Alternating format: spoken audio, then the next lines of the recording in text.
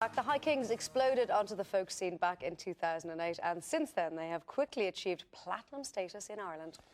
Now, having recently teamed up with the Wolf Tones to record the chart single On the One Road, with all proceeds going to Gold's Haiti earthquake appeal, the band are going from strength to strength. And joining us now are the four Kings themselves: Brian Dunphy, Darren Holden, Finbar Clancy and Martin Fury. But before we chat to the lads themselves and hear a song, let's take a look at them in action.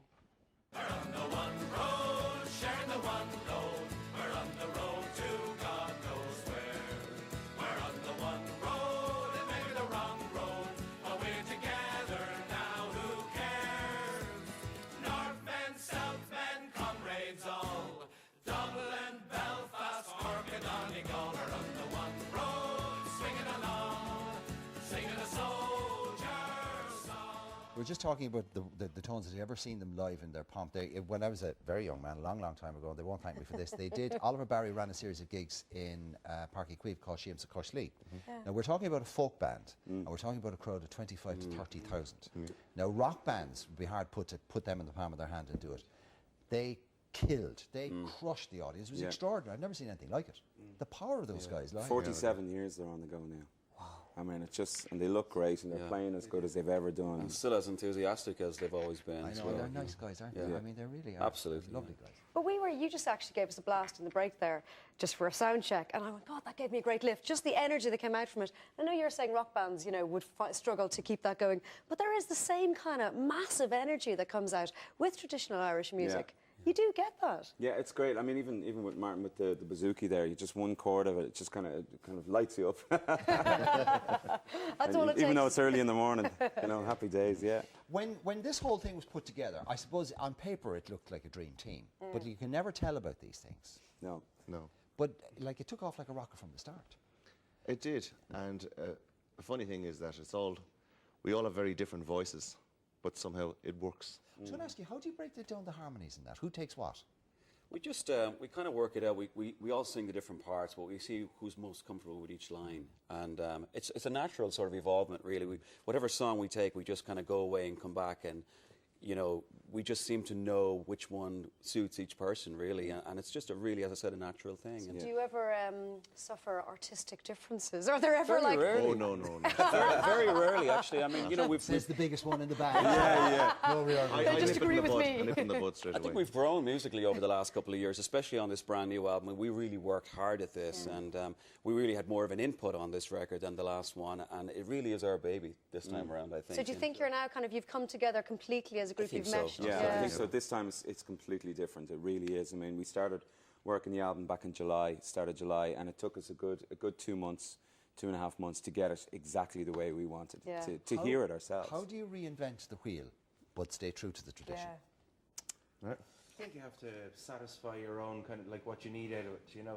Like if you went in and you did the songs the same way the Wolf Tones did, or, you know, whoever did, then, you know, you're just repeating the same thing. So you've just got to find the kind of, you know, create the thing which makes you kind of to get up and go the va-va-voom for yourself in the piece of music, you know. So it just takes ages, really, experimenting with loads of different ideas. Well, sometimes it's very quick. Yeah. Well, if you can stay true to the song, what it's about, but at the same time bring your own personality into it and your own little spark, like Martin said. You know? There's a huge wave or return to a sort of natural acoustic music. You know, the Fleet Foxes and Jonah and the Whale and Mumford and Sons and people like that.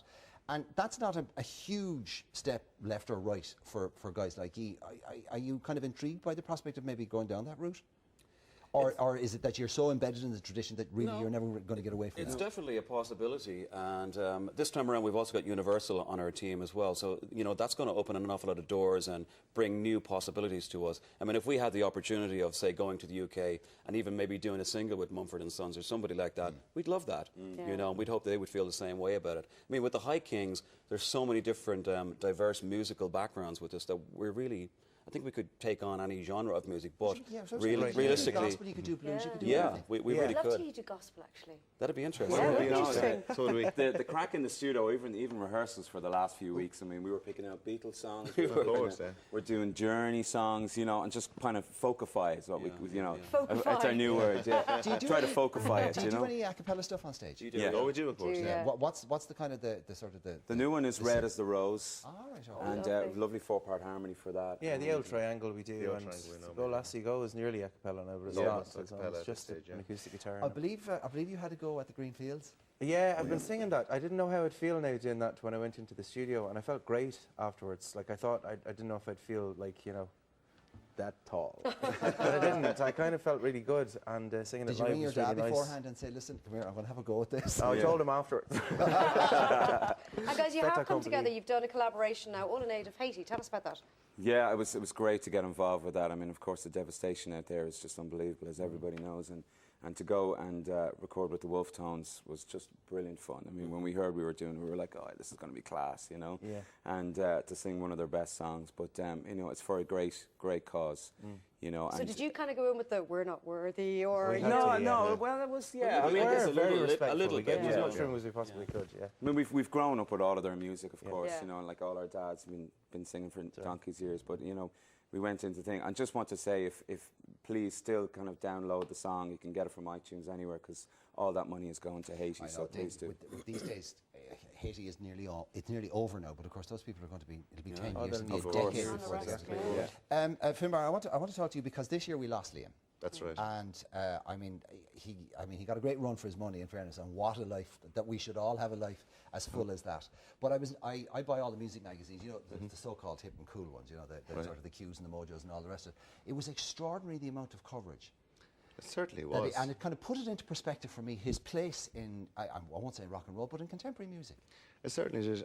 One thing everybody said to me, they were coming up and they're saying it really is the end of an era, because it really was the end of that whole Clancy Brothers and Tommy Makem. He was the last one, and when he died, it's like the whole But in thing terms of was. significant figures, there's only Pete Seeger and Bob Dylan left. That's right. And that's that right. was the company that he kept. It was the company that he kept. They were the people that he knew back in Greenwich Village in the do you 60s. feel- It's a legacy, isn't it? Do you not feel that you're carrying it on? I do. Somebody said that to me. They said, "Oh, you know, how do you feel?" And I said, "Well, I said, you know, everybody's been saying it's the end of an era, you know." And I said, "But it's not really, because you're carrying on. You know, Exactly. yourself and the That's High Kings are tradition, carrying isn't on the it? It tradition, goes you know." on. So Apart it's a from big, that. it's a very big, very big shoes to fill, you know. But Best, Saying best his music storyteller will I live ever on came forever. across. Best his music will storyteller I live ever on met in my forever, life. absolutely. Oh, Of course yeah, it will. apparently, yeah. Listen to me, you're on a tour, and you've started already, haven't you? Last night. Last night. night. Galway. Galway. Last night. Right. And you they're came here back from this Galway? morning. Yeah, Yeah, we're yeah. here this morning. Yeah. True professionals, these And guys.